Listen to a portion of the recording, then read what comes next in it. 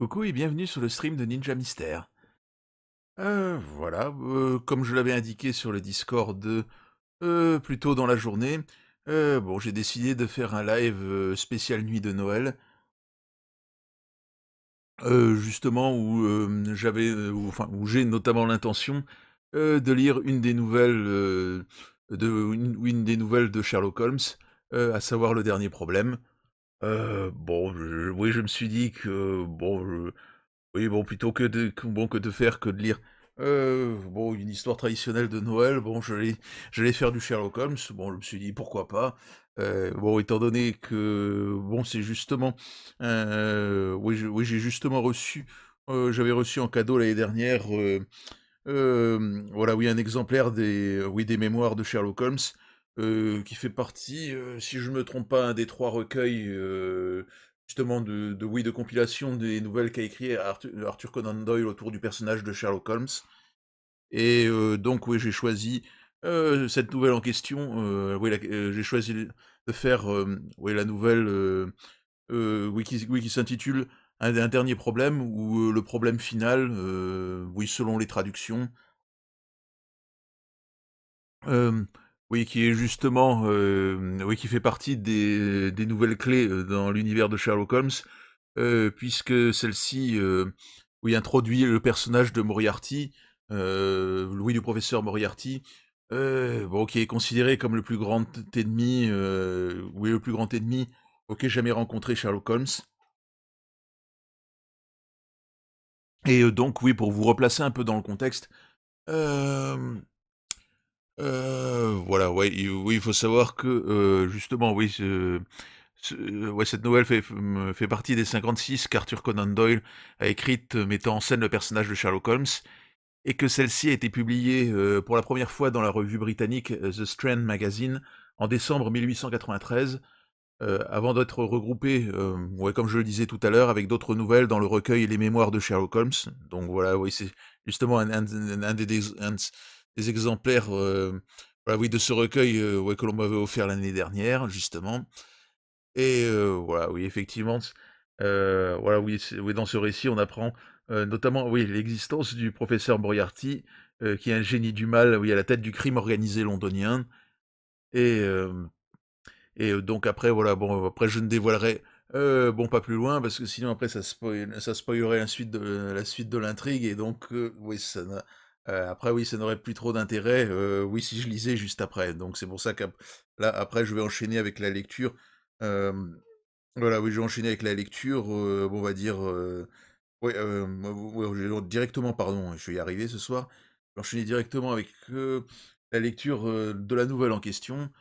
Bon, sinon, oui, pour préciser également, bon, c'est vrai que j'avais l'intention de démarrer le live plus tôt, mais comme ma famille est restée plus longtemps que prévu et que, bon, je devais finir, d'emballer, ouais, finir d'emballer oui, enfin, oui, d'emballer les cadeaux de Noël.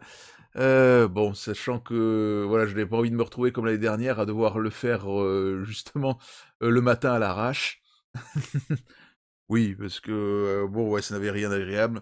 Bon, c'est vrai qu'en plus, l'année dernière, ça avait été un peu particulier parce que, pendant à la période de Noël, je venais juste de me remettre d'une espèce de petite grippe et donc bon, c'est clair que je n'étais pas vraiment en forme à ce moment-là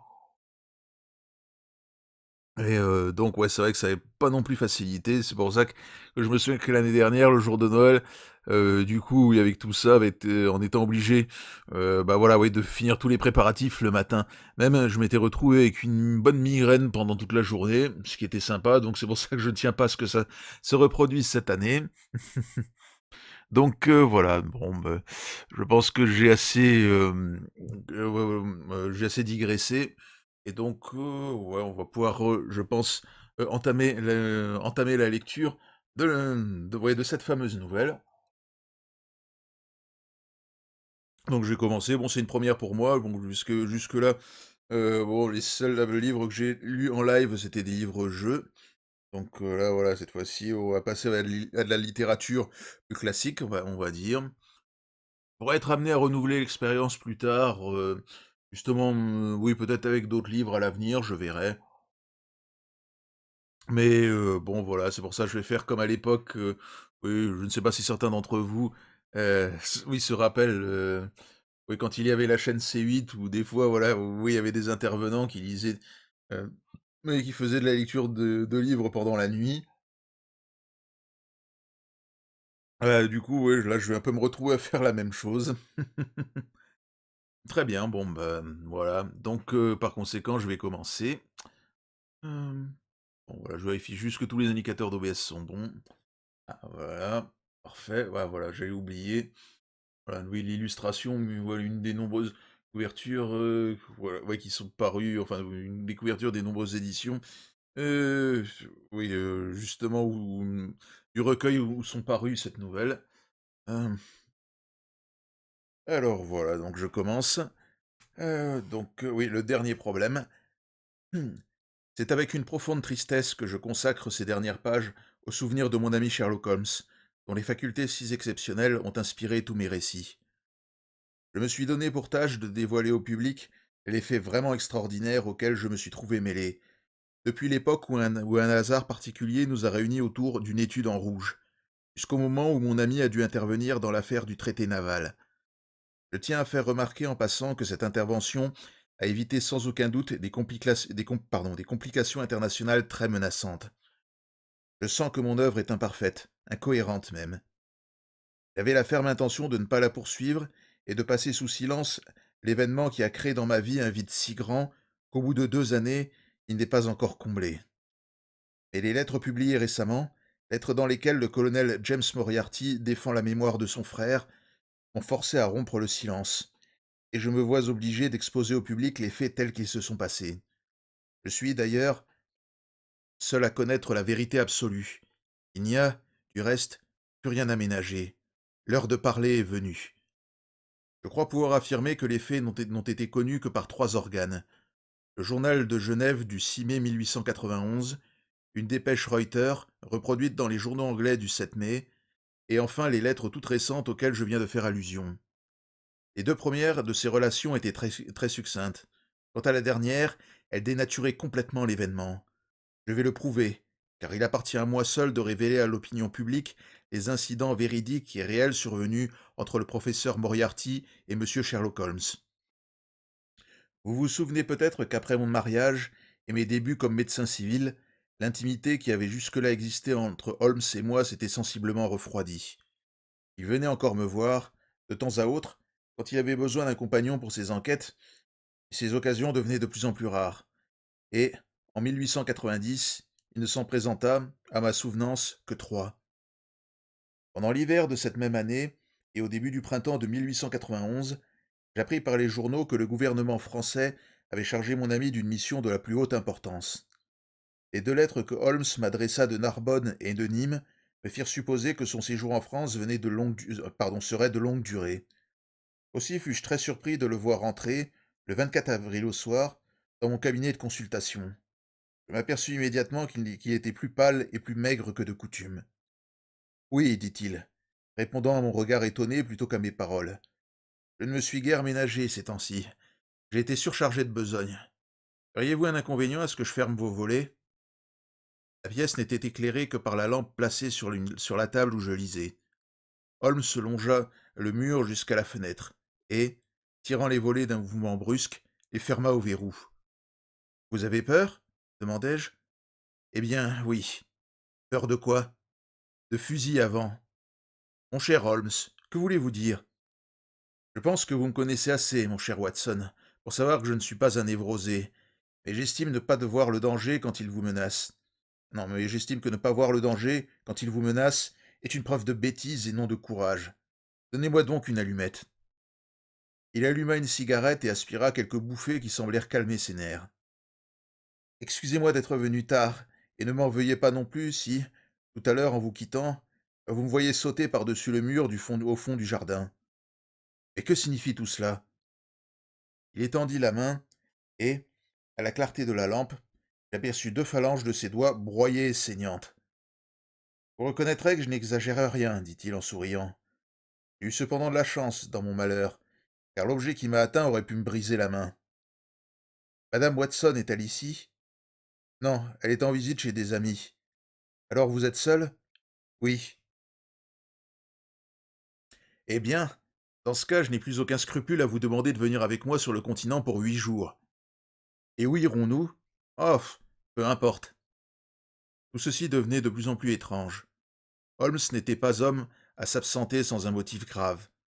La pâleur de son visage, la lassitude qui se peignait sur ses traits m'indiquaient assez que ses nerfs étaient au paroxysme de leur tension. Il lut mon étonnement dans mes yeux.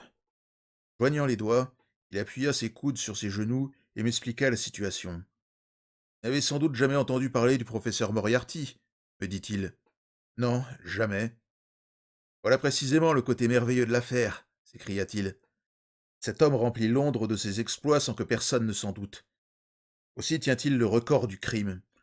Je vous jure, Watson, que si je pouvais mettre la main sur sa personne et délivrer la société de sa triste présence, j'estimerais avoir atteint l'apogée de ma carrière, et je rentrerais volontiers dans le calme. Entre nous, les dernières affaires auxquelles j'ai été mêlé et les services que j'ai eu l'occasion de rendre à la famille royale de Suède, comme à la République française, me valent une très belle situation. Je puis maintenant satisfaire mes goûts paisibles, vivre de mes rentes en me consacrant tout entier à mes études de chimie. Mais, mon cher Watson, il est impossible de rester assis dans mon fauteuil tant qu'un bandit, comme le professeur Moriarty, se promène librement dans les rues de Londres, sans être inquiété. Et qu'a-t-il donc fait? Sa carrière a été des plus extraordinaires. Homme bien né, il a reçu une excellente éducation. Il est doué de facultés très spéciales pour les mathématiques. À l'âge de 21 ans, il publiait sur le binôme de Newton un traité qui eut un retentissement universel et qui lui valut la chaire de mathématiques dans une de nos universités secondaires.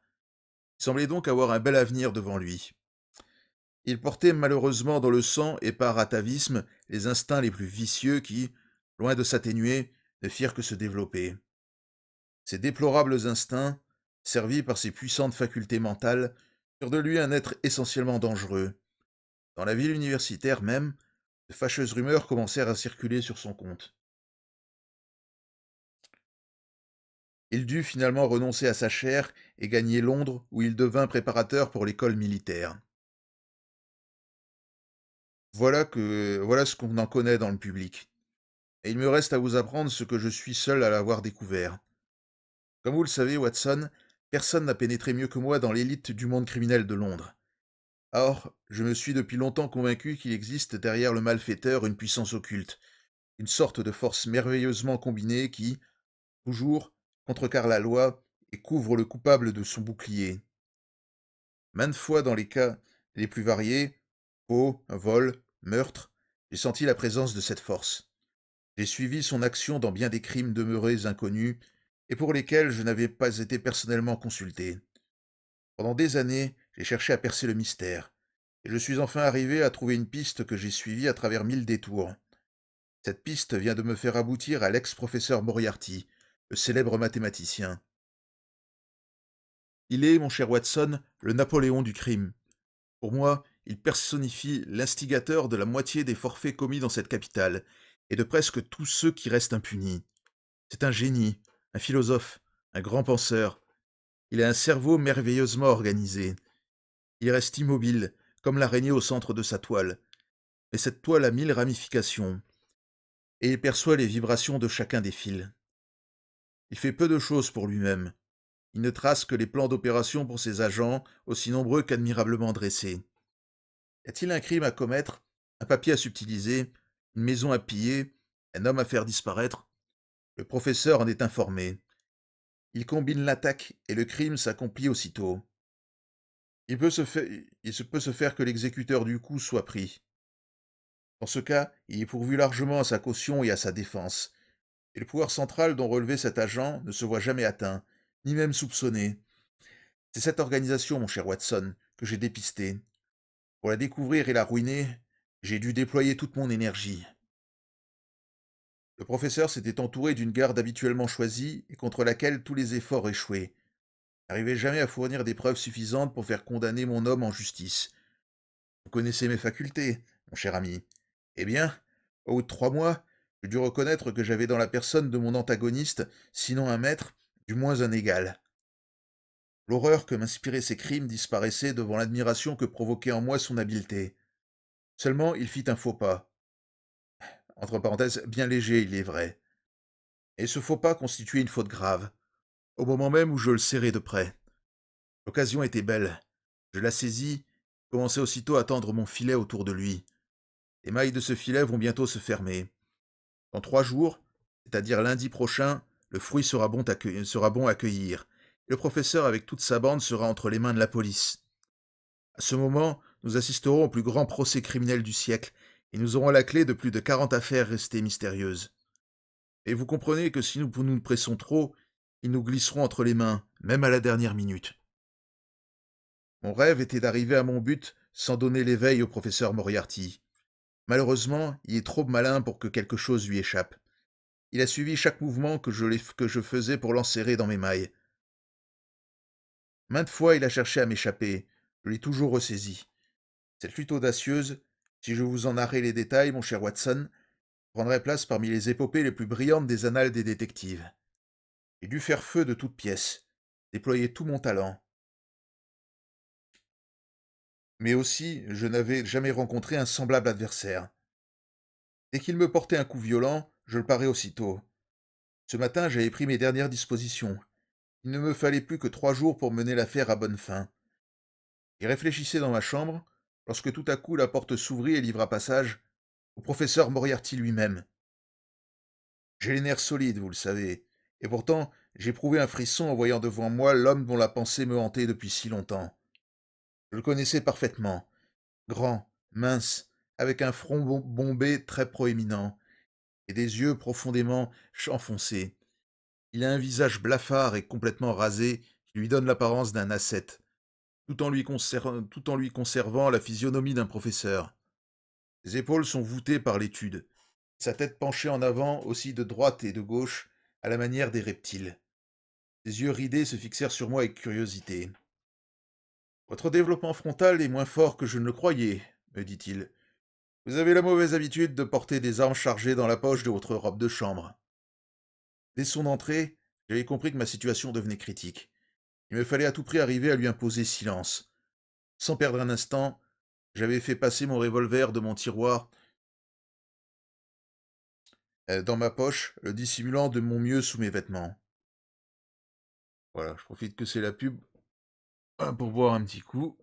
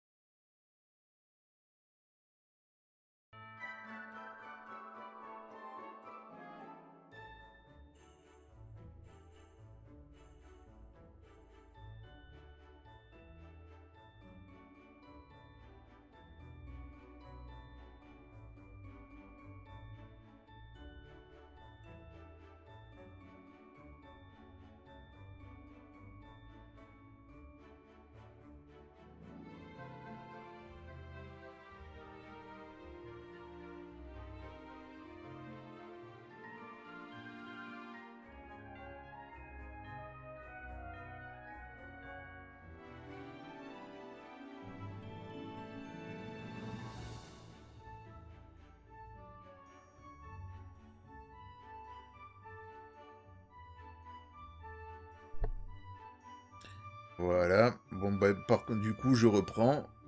Voilà, c'est pour ça, là, je viens de mettre un petit peu de musique de Noël, histoire de faire un petit peu d'ambiance. Ok.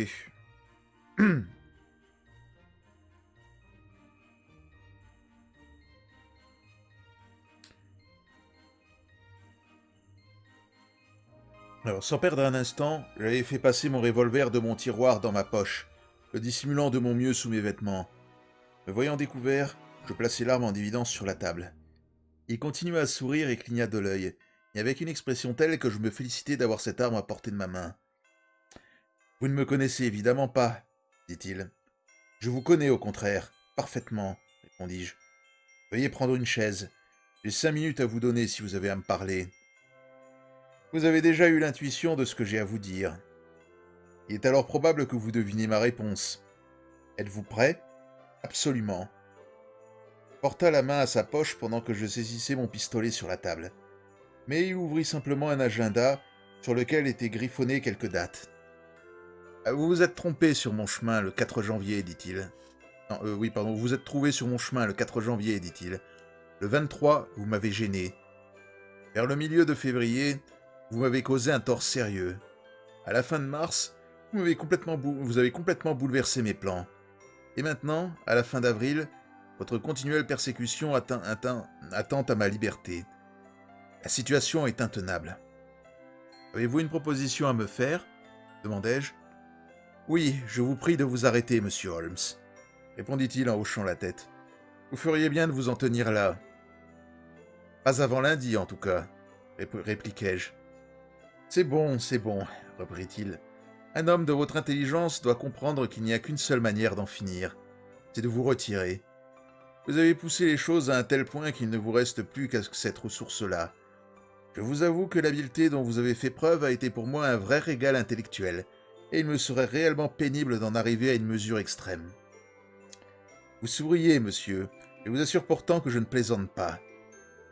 Je suis par profession habitué au danger, répondis-je. Il n'est pas question de danger, dit-il, mais d'une mort certaine. Non content de vous attaquer à un seul individu, vous vous en prenez à une puissante organisation dont, malgré votre habileté, vous êtes loin de soupçonner l'étendue. Il faut vous retirer, monsieur Holmes, ou il vous arrivera malheur. Le charme de votre conversation, dis-je en me levant, me fait négliger une importante affaire qui m'attend ailleurs. Il se leva aussi et me regarda en silence. Puis, hochant la tête tristement, « Enfin, dit-il, c'est fâcheux. J'ai pourtant conscience de vous donner un avertissement suffisant. Je connais par le menu votre plan d'attaque. Il vous est impossible de l'exécuter avant lundi. Vous me provoquez en duel, monsieur Holmes, et vous espérez me voir sur le banc des accusés. Détrompez-vous, vous ne m'y verrez jamais. Pensez avoir le dessus? Vous vous faites illusion. Si vous êtes assez habile pour me perdre, croyez bien que je vous réserve le même sort. Vous m'avez fait plus d'un compliment, monsieur Moriarty, dis-je. À mon tour, je vous affirme que si j'étais certain de vous perdre, je n'hésiterais pas à me sacrifier, et cela dans l'intérêt général. Je puis vous promettre que c'est vous qui succomberez, et non pas moi, répondit-il d'un ton bourru. Puis il me tourna le dos et se retira en clignant des yeux. Tel fut, mon cher ami, mon singulier entretien avec le professeur Moriarty. J'avoue que j'en demeurais plus désagréablement impressionné que si j'avais eu affaire à un vulgaire butor, car cette manière de parler, douce et ferme, me révélait une volonté à toute épreuve. Vous me demanderez, n'est-ce pas, pourquoi je ne lance pas la police contre lui? La réponse en est bien simple.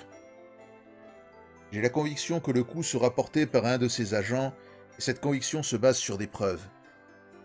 Vous avez donc déjà été attaqué? Mon cher Watson, le professeur Moriarty n'est pas homme à laisser l'herbe croître sous ses pieds.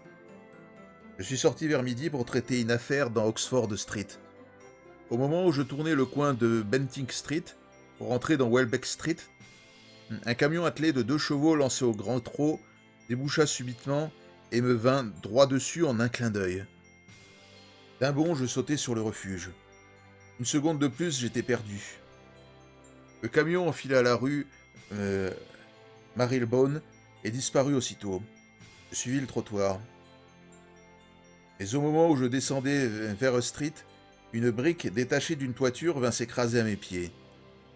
Je prévins la police et fis faire une perquisition dans la maison. On trouva sur le toit des ardoises et des briques empilées pour quelques réparations, et on me persuada que le vent avait dû en emporter une. Je savais parfaitement ce qui en était, et je n'avais aucune preuve à fournir. Je pris alors un fiacre et me fis mener chez mon frère à Pall Mall. J'ai passé la journée chez lui, puis je l'ai quitté pour venir ici, et, en route, j'ai été attaqué par un vaurien armé d'un casse-tête. Je l'ai roulé par terre, puis la police l'a coffré. Et je vous réponds qu'on ne trouvera aucune corrélation entre l'individu contre les dents duquel je me suis écorché les doigts et le professeur de mathématiques qui écrit des X sur un tableau noir à 10 000 d'ici. Vous comprenez maintenant pourquoi mon premier mouvement, en entrant ici, a été de fermer vos volets, et pourquoi aussi je vous ai demandé la permission de repartir par une autre porte que celle d'entrée. J'avais soudain admiré le courage de mon ami, mais jamais autant qu'à cet instant où, assis là devant moi, il récapitulait, avec un calme étonnant, la série des incidents qui avaient failli lui coûter la vie. « Vous allez passer la nuit ici, dis-je. »« Non, mon cher ami, je suis un hôte trop dangereux. J'ai dressé mon plan, tout ira bien. L'affaire est si avancée que l'arrestation peut avoir lieu sans ma présence.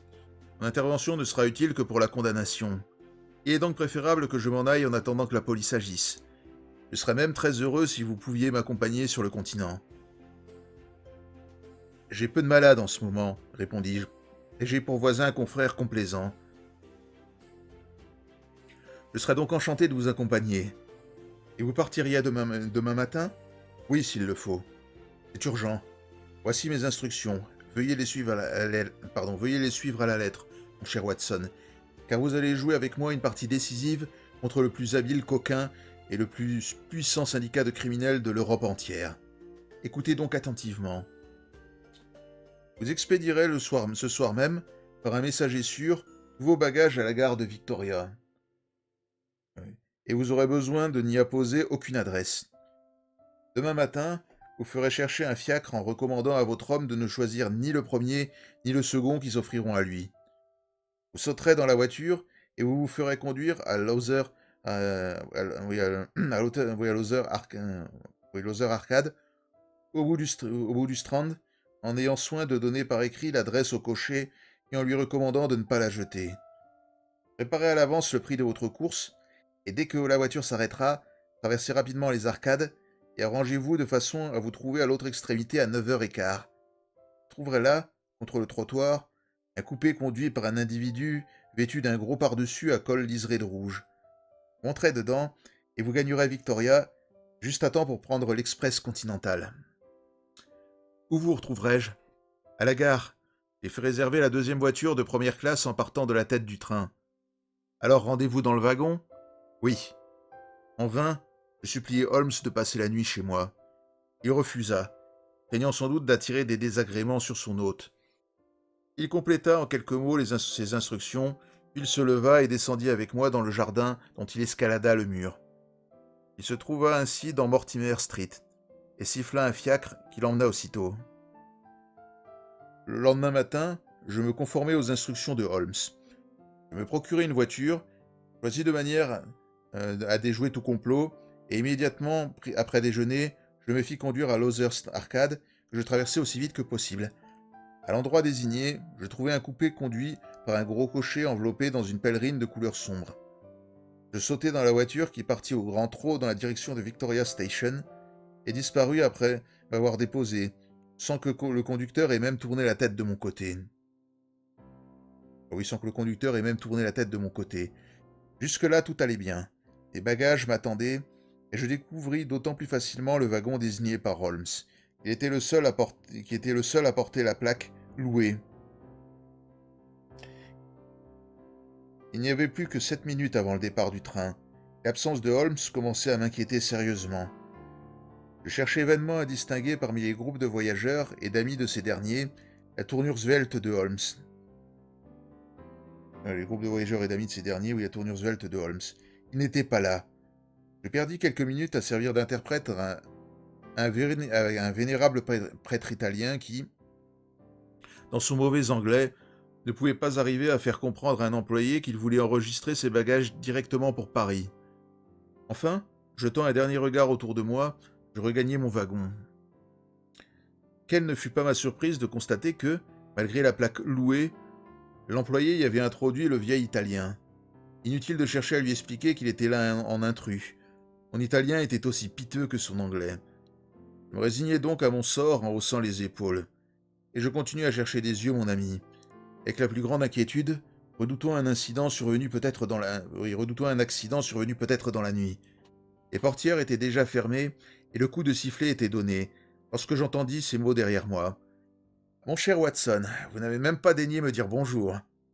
Je me retournai stupéfait. Le vieux prêtre me regardait en face. Ses rides avaient disparu, son nez ne rejoignait plus son menton, la lèvre inférieure n'était plus pendante, les yeux éteints avaient repris leur animation, la taille courbée s'était redressée. Cette apparition ne dura qu'une seconde. L'instant d'après, nouvelle transformation. Holmes venait de s'éclipser aussi rapidement qu'il m'était apparu. Grand Dieu! M'écriai-je. Que vous m'avez fait peur? Il ne faut négliger aucune précaution, murmura-t-il tout bas. J'ai des raisons de croire qu'ils sont sur nos talons. Tenez, voici Moriarty en personne. Le train s'était mis en marche pendant que Holmes parlait. Regardant par la portière, je vis un homme de haute taille qui s'efforçait de fendre la foule et qui agitait la main pour faire signe d'arrêter le train. Mais il était trop tard. Le train marchait déjà, et quelques secondes après, nous étions en dehors de la gare. Vous voyez que malgré toutes nos précautions, nous l'avons échappé belle, me dit Holmes en riant. Puis, se levant, il se débarrassa de la robe noire et du chapeau qui formaient son déguisement et les enferma dans un sac de voyage. Avez-vous lu les journaux du matin, Watson? Non.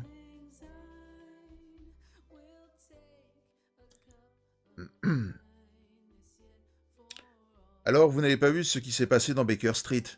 Dans Baker Street? Oui, ils ont mis le feu à notre appartement la nuit dernière.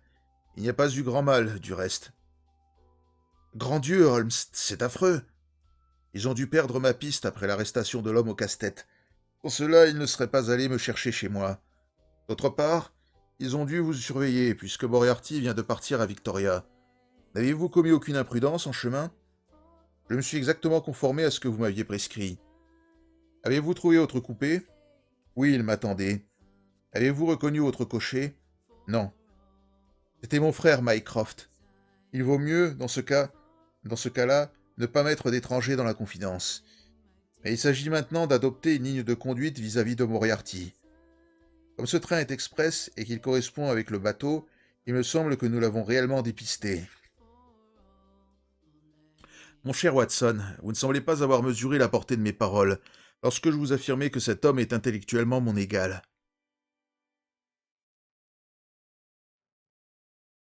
Vous pensez bien que si j'étais lancé à sa poursuite, je ne me laisserais pas arrêter par un si faible obstacle. Lui en fera autant. Que va-t-il inventer alors? Ce que j'inventerai à sa place. Pourquoi donc? Il commandera un train spécial. Mais il est trop tard. Nullement. Votre train s'arrête à Canterbury. Puis, il y a toujours au moins un quart d'heure d'intervalle entre l'arrivée du train et le départ du bateau. C'est là qu'il nous rejoindra. On, on dirait, vraiment, que nous sommes des criminels poursuivis. Faisons-le arrêter à son arrivée. Ce serait anéantir le travail de 3 mois entiers. Nous prendrions, j'en conviens, le gros poisson, la pièce de résistance, mais le fretin s'échapperait du filet. Lundi, nous les tiendrons tous. Il ne faut donc pas songer pour l'instant à une arrestation. Que décider alors? Nous quitterons le train à Canterbury. Et puis, eh bien, là nous changerons de direction et nous filerons sur New Haven, pour débarquer à Dieppe. Moriarty agira encore comme j'agirai à sa place. Il ira à Paris, reconnaîtra nos bagages et attendra 2 jours à la consigne. Pendant ce temps, nous nous offrirons 2 sacs de nuit en toile canevas et nous nous procurerons les vêtements nécessaires dans les manufactures des pays que nous traverserons. Ainsi, nous cheminerons tranquillement vers la Suisse via Luxembourg et Bâle. Je suis trop bon voyageur pour me laisser troubler par la perte de mes bagages. J'avoue pourtant que j'étais vexé à l'idée de baisser pavillon et de fuir devant un pareil chenapan. Évidemment, Holmes voyait plus clair que moi dans la situation. Donc, à Canterbury, nous descendîmes. Il n'y avait pas de train pour New Haven avant 1 heure. Je regardais tristement disparaître le fourgon qui emportait ma garde-robe lorsque Holmes, me tirant par la manche, me montra la voie ferrée. Tenez, dit-il, voyez-vous là-bas? Au loin, au milieu des bois de Kentish, on apercevait une légère colonne de fumée. 1 minute plus tard, nous vîmes apparaître, sur la courbe qui aboutit à la gare, une locomotive et un wagon. Nous n'eûmes que le temps de nous dissimuler derrière une pile de bagages, pendant que la locomotive passait à toute vitesse en grinçant, mugissant et projetant une forte bouffée d'air chaud. « Le voilà qui passe, dit Holmes, au moment où le wagon franchissait l'aiguille. Vous le voyez? Notre homme vient de manquer de perspicacité. Il n'a pas su prévoir ce que nous ferions. Autrement, il eût agi en conséquence. Qu'aurait-il fait s'il nous avait rejoints? Tout sont possibles pour m'assassiner, mais nous étions à 2 de jeu. Maintenant, que me conseillez-vous? Faut-il déjeuner ici, quoi qu'il soit bientôt, ou nous exposerons-nous à subir les tortures de la faim jusqu'à New Haven? Nous continuâmes notre voyage sur Bruxelles, où nous passâmes 2 jours avant de nous diriger sur Strasbourg. Dès le lundi matin, Holmes avait télégraphié à la police de Londres, et le soir même, nous trouvâmes une réponse qui nous attendait à l'hôtel. Holmes la déchira fiévreusement et la lança dans la cheminée avec un juron. « J'aurais dû m'en douter, gémit-il. Il leur a échappé. Moriarty? Ils ont mis la main sur toute la bande, lui seul excepté. Il leur a glissé entre les mains. Naturellement, après mon départ, il ne s'est trouvé personne pour lui tenir tête. Je croyais bien pourtant avoir mis tous les atouts de leur côté. Croyez-moi, Watson, retournez en Angleterre. Pourquoi? Parce que je deviens un compagnon de voyage dangereux. Cet homme joue son dernier atout. Il est perdu s'il rentre à Londres. Si j'ai bien vu clair dans son jeu, il va exercer sa vengeance sur moi. Il me l'a promis dans le court entretien que nous avons eu ensemble, et je ne doute pas qu'il tienne parole. Pour arriver à ses fins, il fera feu de tout bois, et déploiera toute son énergie. Je vous conseille donc de retourner à vos affaires. Une telle proposition n'était pas acceptable pour un vieux soldat et un fidèle ami comme moi. Nous discutâmes la question pendant une demi-heure dans le buffet de Strasbourg, et le soir nous continuons notre voyage sur Genève. Une semaine durant, nous remontâmes la ravissante vallée du Rhône, puis bifurquant à Lenk, nous passâmes le col de la Gemmi, tout couvert de neige pour descendre sur Meiringen, via Interlaken. Ce fut une excursion charmante. Au-dessous de nous, la riante verdure du printemps. Au-dessus de nos têtes, la virginale blancheur de l'hiver. Mais rien ne pouvait dissiper le nuage qui pesait sur Holmes. Je lisais dans ses yeux une préoccupation constante. En traversant les paisibles villages des Alpes, comme dans les sentiers les plus solitaires de la montagne, je voyais scruter le visage des passants. Ils semblaient convaincus que, nulle part, nous ne pourrions échapper aux dangers qui nous menaçaient. Je me rappelle qu'un jour, en traversant la Gemmi, nous côtoyions le mélancolique lac de Dauben. Tout à coup, un rocher se détacha du flanc de la montagne à notre droite et roula derrière nous jusque dans l'eau. En un clin d'œil, Holmes fut au sommet, et debout sur le point le plus élevé, il fouilla l'horizon dans toutes les directions. Notre guide eut beau nous affirmer qu'au printemps, il roulait fréquemment des rochers à cet endroit, Holmes ne répondit pas, et se contenta de sourire de l'air d'un homme qui voit se réaliser ce qu'il avait prévu.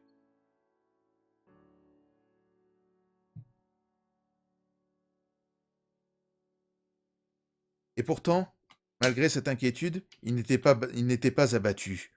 Au contraire, je ne lui avais jamais vu tant d'entrain. Il me répétait sans cesse qu'il renoncerait tout volontiers à sa carrière s'il avait la certitude de délivrer la société du professeur Moriarty. Je crois, Watson, pouvoir dire sans me vanter que ma vie n'a pas été inutile. Si je faisais aujourd'hui la révision de mon bilan, je n'aurais rien à me reprocher, car j'ai avantageusement purifié l'air de Londres.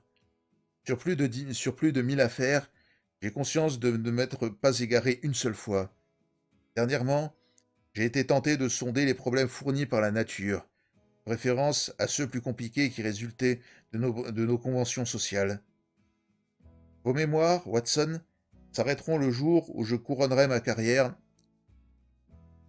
par la capture ou l'anéantissement du plus dangereux et habile scélérat de l'Europe entière. J'abrège la fin de ce récit tout en précisant les faits. Quelque pénible que me soit ce sujet, je tiens pourtant à n'omettre aucun détail. Le 3 mai, nous arrivâmes au petit village de Meiringen, où nous descendîmes à l'hôtel des Anglais, tenu par le vieux Pierre Steyler, homme intelligent qui avait servi pendant 3 ans en qualité de maître d'hôtel à l'hôtel Grosvenor à Londres. Aussi parlait-il l'anglais à merveille. Sur son conseil, Nous partîmes à 4 dans l'après-midi pour une excursion dans la montagne jusqu'au hameau de Rosenlani, où nous devions passer la nuit. Il nous recommanda toutefois de faire un détour pour voir au passage, les chutes de Reichenbach, qui sont à peu près à mi-côte.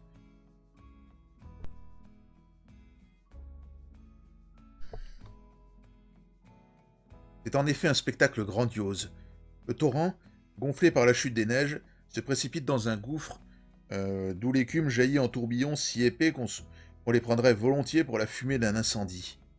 La cheminée dans laquelle se précipite le torrent est une immense brèche formée dans des rochers noirâtres et brillants. Cette brèche se resserre tout à coup en une cavité sans fond, d'où l'écume jaillit avec rage sur les parois effritées. On est pris de vertige en regardant longtemps de suite cette masse d'eau d'un vert émeraude, et le nuage d'embrun qui s'en échappe avec un perpétuel mugissement. Nous étions là, au bord du précipice, fascinés par la splendeur de cette masse d'eau venant se briser au-dessous de nous contre les rochers granitiques, et par ce murmure constant et presque humain qui s'élevait au fond de l'abîme. Oui, du fond de l'abîme, pardon. Pour mieux ménager la vue, on avait tracé un sentier en demi-cercle autour de la chute. Et comme ce sentier ne se prolonge point au-delà, le touriste est forcé de revenir sur ses pas. Nous avions déjà rebroussé chemin lorsque nous vîmes venir au-devant de nous un jeune gamin suisse avec une lettre à la main. La lettre portait le nom de notre hôtel et m'était adressée par le propriétaire. Il paraît que quelques minutes après notre départ était arrivée une dame anglaise malade de la poitrine au dernier degré. Elle venait de passer l'hiver à Davos-Platz et s'était mise en route pour rejoindre des amis à Lucerne, lorsqu'elle avait été prise subitement d'une hémorragie. Pensait qu'elle n'y survivrait pas. Comme dernière consolation, elle désirait beaucoup voir un médecin anglais, et c'est pour cela qu'on me priait de rentrer à l'hôtel, etc. Le brave Steyler m'assurait en post-scriptum qu'il me garderait personnellement une profonde reconnaissance, si j'acquiesçais à ce désir, car cette dame refusait de voir un médecin suisse, et il sentait sa propre responsabilité engagée.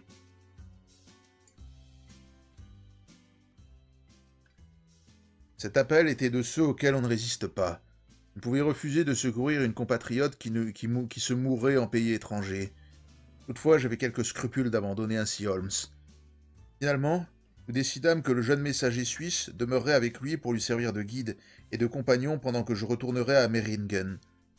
Holmes me dit avoir l'intention de rester encore un peu au bord du torrent, puis qu'il gagnerait lentement le sommet de la montagne et Rosenlani, où je pourrais le rejoindre le soir même.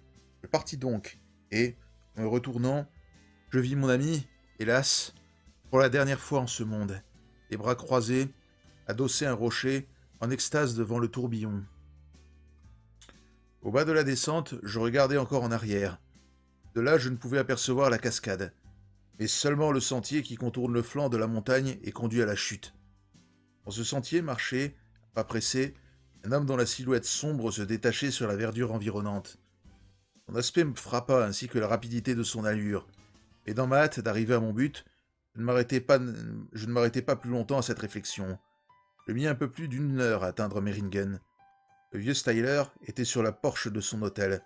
« Eh bien, dit-il en pressant le pas, j'espère que son état ne s'est pas aggravé. » Une expression de surprise se peignit sur sa figure, et au froissement de ses sourcils, mon cœur se figea dans ma poitrine. « Vous n'avez pas écrit ceci ?» dis-je en tirant la lettre de ma poche. « Y a-t-il pas une dame anglaise malade chez vous ?»« Certainement pas, s'écria-t-il. Pourtant je vois là le cachet de l'hôtel. »« Ah, ce mot a dû être écrit par ce grand Anglais qui est arrivé après votre départ. Il avait dit... » Je n'attendis pas les explications du maître d'hôtel. Transi de frayeur, je remontai en courant la rue du village pour reprendre en sens inverse le chemin que je venais de parcourir. Il m'avait fallu 1 heure pour descendre, et malgré tous mes efforts, je mis 2 heures pour remonter à la cascade de Reichenbach. L'Alpenstock de Holmes était encore là, appuyé contre le même rocher où j'avais laissé mon ami, mais de lui, aucune trace. Ce fut en vain que je l'appelai. Seuls les rochers d'alentour répercutèrent mes cris en un long écho. La vue de cet Alpenstock m'avait glacé d'effroi. Holmes n'était donc pas allé à Rosenlani. Il était resté dans ce sentier, large de 3 pieds, bordé d'un côté par un roc à pic, de l'autre par le précipice. C'est là que son ennemi l'avait surpris. Le jeune Suisse avait disparu aussi. Il était sans doute au gage de Moriarty et avait laissé les deux hommes en présence. Après cela, que s'était-il passé? Qui pourrait nous le dire? Je restai quelques instants pour rassembler mes idées, car j'étais littéralement atterré. Je tentai, pour reconstituer cet horrible drame, d'appliquer la méthode que Holmes lui-même avait si souvent enseignée. Ce n'était, hélas, que trop simple. L'Alpenstock marquait l'endroit où nous nous étions arrêtés pour causer. Nous n'étions pas allés jusqu'au bout du sentier, dont le sol grisâtre, perpétuellement mouillé par les embruns, garde les empreintes les plus légères fussent celles d'un oiseau. Or, on voyait là distinctement deux lignes de pas. Partant de l'endroit où je me trouvais et se dirigeant vers l'extrémité du sentier, euh, il n'y en avait pas en sens inverse. À quelques mètres de l'extrémité, le sol était piétiné et boueux. Les ronces et les fougères qui bordaient le précipice étaient foulées et souillées de terre humide. Je me couchai à plat ventre pour plonger du regard dans l'abîme. L'écume du torrent m'éclaboussait de toutes parts. La nuit était venue. J'apercevais à peine çà et là des reflets humides sur les parois des rochers noirâtres et au fond du précipice le ruissellement du torrent. J'appelai. Pour toute réponse, le mugissement quasi humain de la cascade vint frapper mon oreille. Il était pourtant dit que je recueillerais un dernier souvenir de mon pauvre ami. Le roc même où j'avais trouvé l'alpenstock avançait un peu sur le sentier, et tout en haut, mon œil fut attiré par un point brillant. Allongeant la main, je découvris l'étui à cigarette dont Holmes se servait habituellement. En le prenant, je vis tomber à terre un petit carré de papier sur lequel l'étui reposait. Je le dépliai et trouvai 3 feuilles de papier arrachées à son calepin. Elles m'étaient destinées. Très caractéristique, l'adresse était aussi précise, l'écriture aussi ferme et noble, et que s'il eût tracé ses lignes dans son bureau. En le prenant, je vis tomber à terre un petit carré de papier. Mon cher Watson, disait-il, c'est grâce à la condescendance de M. Moriarty que je vous écris. Il veut bien attendre mon bon plaisir pour le règlement final de la question pendante entre nous. Il vient de me donner un aperçu du truc qui lui a permis d'échapper à la police anglaise et de ne pas perdre un seul de nos mouvements. Ce truc ne peut que confirmer la haute opinion que j'avais de son talent. Je suis heureux de penser que je vais délivrer la société de sa présence et, en même temps, de ses méfaits. Mais je vais probablement payer cette bonne action d'un sacrifice qui affligera mes amis et surtout vous, mon cher Watson. Je vous ai expliqué que ma carrière avait dans tous les cas atteint son apogée et que ce dénouement ne me causait aucune surprise. J'étais bien convaincu, je vous l'avoue, que la lettre envoyée de Meiringen nous tendait un piège. Et je vous ai laissé partir pour votre mission, sachant parfaitement ce qui allait se passer. Dites à l'inspecteur Patterson que les papiers dont il a besoin pour condamner la bande se trouvent dans la case M, enfermés dans une enveloppe bleue sous le titre Moriarty. Avant de quitter l'Angleterre, j'ai disposé de tous mes biens en faveur de mon frère Mycroft. Présentez mes hommages à Madame Watson, et croyez-moi, mon cher ami, votre très sincère Sherlock Holmes. Je raconterai le reste en quelques mots. Les experts ont établi à peu près sûrement... Coucou Iziko, comment vas-tu? Je raconterai le reste en quelques mots.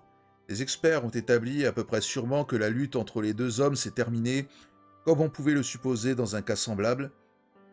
Tous deux avaient dû rouler enlacés dans l'abîme, après avoir soutenu un corps à corps acharné. Inutile de songer à retrouver leurs cadavres. Là, au fond de ce gouffre écumant, reposait à tout jamais le plus dangereux criminel de son époque, à côté du plus vaillant défenseur de la loi. Du jeune Suisse, on n'a jamais entendu parler depuis. Il est certain qu'il appartenait à l'équipe d'agents à la solde de Moriarty. Quant à la bande des malfaiteurs, le public ne saurait oublier les preuves nettes et précises que Holmes avait accumulées pour démasquer leur menée, et avec quelle dextérité il a su assurer leur perte. Au cours des débats judiciaires, il ne fut guère question de leur terrible chef, le professeur Moriarty. Et aujourd'hui, j'ai été amené à parler de ce grand criminel, la faute en est à ces champions maladroits qui, pour innocenter la mémoire d'un bandit, ont osé attaquer celle d'un homme que je regarderai toujours comme le plus digne et le plus sage de son temps. Et voilà. Oui, c'est comme et voilà, oui, c'est comme ça que se termine cette nouvelle. Et oui, il faut savoir que justement, oui, c'est la raison, justement, oui, ce qui est profondément, oui, ce qui donne toute l'importance à cette nouvelle, c'est que justement, c'est bon à la fois, justement, oui, par l'apparition oui, du personnage du professeur Moriarty, mm, oui, dont Holmes, ouais, le décrit comme ayant été son plus grand adversaire, ouais, et oui, même une certaine forme d'admiration pour lui. Et aussi pour le fait que, bah, voilà, oui, que dans celui-ci, oui, qu'il meurt oui, dans celui-ci, enfin, du moins, oui, il est censé mourir, voilà, oui, avec ce dernier, à la fin de cette nouvelle. Et oui, à titre d'anecdote, bon, oui, il faut savoir que après, mmh, voilà, il faut savoir qu'après, c'est, justement, Arthur Conan Doyle, justement, bon, l'auteur de Sherlock Holmes, heu bon, oui, justement, on a fait revenir, oui, a fait revenir, oui, à plus ou moins, oui, on va dire, oui, fait revenir ce dernier, oui, oui, à peu près une dizaine d'années après l'écriture de cette nouvelle, notamment en partie par la pression du public et oui, et de son éditeur.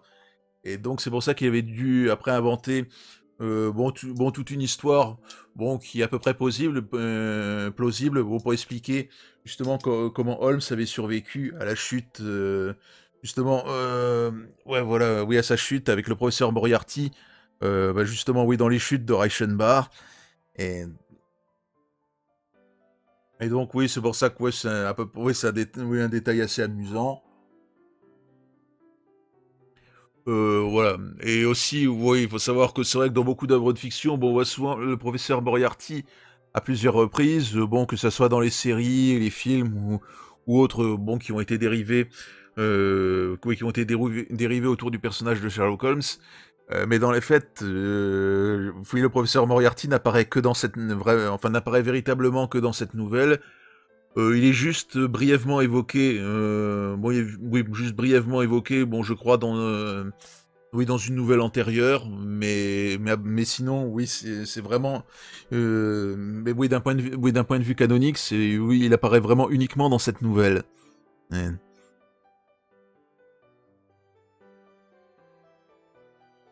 Mais disons que oui, ouais, oui, oui, pour te répondre, ouais, oui, ouais, c'est pas pour ses agissements qu'il l'admire, oui, c'est pas oui, ses agissements qu'il admire, bien au contraire, mais c'est justement, oui, justement, oui, le fait, oui, pour son intelligence, voilà, oui, pour son intelligence, ouais, voilà, oui, pour son intelligence et voilà, oui, oui, le fait d'avoir, réussi jusque-là toujours, oui, à mener justement, oui, à mener des opérations et des complots, oui, sans qu'on puisse remonter directement à lui.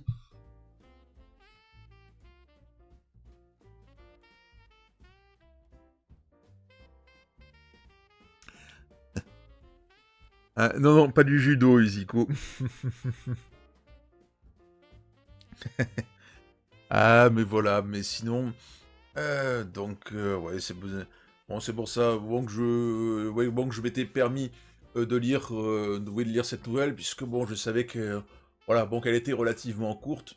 Donc, ouais, c'est pour ça que ça pouvait faire l'objet comme ça d'un petit live de Noël tranquille. Donc c'est pour ça, oui, ouais, bon, en tout cas, voilà, j'espère que cette petite lecture vous aura plu.